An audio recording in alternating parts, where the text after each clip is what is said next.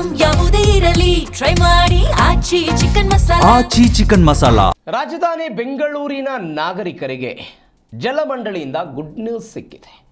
ನೀರಿನ ಬಿಲ್ ಬಾಕಿ ಉಳಿಸಿಕೊಂಡ ಗ್ರಾಹಕರಿಗೆ ಇದೀಗ ಅನುಕೂಲ ಮಾಡಿಕೊಟ್ಟಿದೆ BWSSB. ನೀರಿನ ಬಿಲ್ ಬಾಕಿ ಉಳಿಸಿಕೊಂಡಿರುವ ಗ್ರಾಹಕರ ಬಡ್ಡಿ ಮನ್ನಾ ಮಾಡೋದಕ್ಕೆ ಮುಂದಾಗಿದ್ದಾರೆ.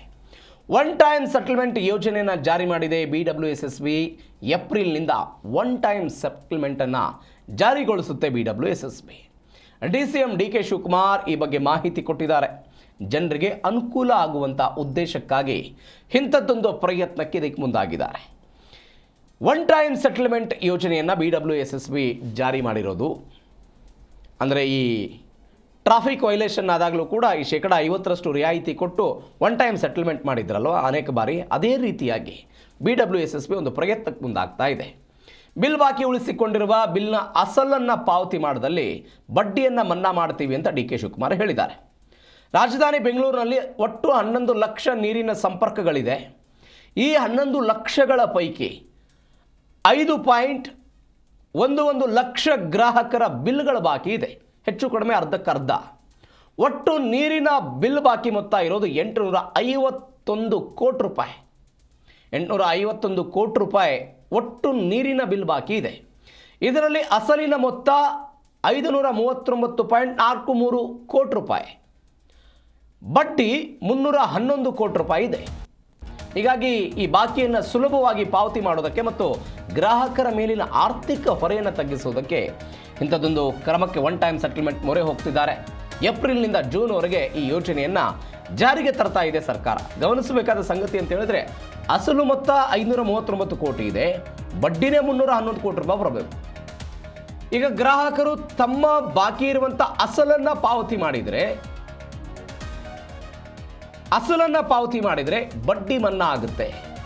ಇಂಥದ್ದೊಂದು ಒನ್ ಟೈಮ್ ಸೆಟಲ್ಮೆಂಟ್ ಯೋಜನೆಯನ್ನು ಇದೀಗ BWSSB ಕೊಡ್ತಾ ಇದೆ.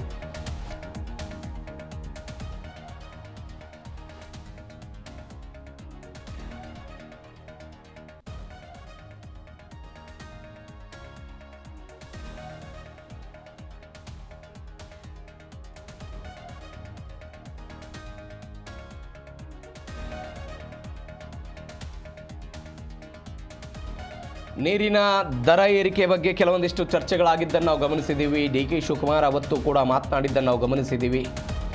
ಅದಾದ ನಂತರ ನಾವು ಗಮನಿಸಬೇಕಾದ ಸಂಗತಿ ಅಂತ ಹೇಳಿದ್ರೆ ಒಟ್ಟು ನೀರಿನ ಬಾಕಿ ಮೊತ್ತ ಇರೋದು 851 ಕೋಟಿ. ನೀವು 11 ಲಕ್ಷ ಟ್ಯಾಪ್ಗಳಿದೆ, ವಾಟರ್ ಟ್ಯಾಪ್ಗಳು. ಇವುಗಳ ಪೈಕಿ ಅರ್ಧಕ್ಕರ್ಧ ಜನ ತಮ್ಮ ಬಿಲ್ಗಳ ಮರುಪಾವತಿ ಮಾಡಿಲ್ಲ. 5,11,000 ಗ್ರಾಹಕರು ಬಿಲ್ಗಳನ್ನು ಪಾವತಿ ಮಾಡಿಲ್ಲ. ಬಾಕಿ ಇದೆ ಅವರದ್ದು ಎಷ್ಟು ರೂಪಾಯಿ? 851 ಕೋಟಿ. ಈ 851 ಕೋಟಿಯ ಪೈಕಿ 539 ಕೋಟಿ ರೂಪಾಯಿ ಅಸಲು ಮೊತ್ತ ಇದೆ, 311 ಕೋಟಿ ರೂಪಾಯಿ ಬಡ್ಡಿ ಇರೋದು. ಹೀಗಾಗಿ ಇದು ವಸೂಲಿ ಆಗಬೇಕಲ್ವಾ? ಸಕಾಲಕ್ಕೆ ವಾಟರ್ ಬಿಲ್ಲನ್ನು ಪಾವತಿ ಮಾಡಬೇಕು ಅಂತ BWSSB ಕೂಡ ಹೇಳುತ್ತೆ. ಅದಾದ ನಂತರ ಸರ್ಕಾರದವರು ಕೂಡ ಹೇಳ್ತಾರೆ, ಮಂತ್ರಿಗಳು ಕೂಡ ಹೇಳ್ತಾರೆ.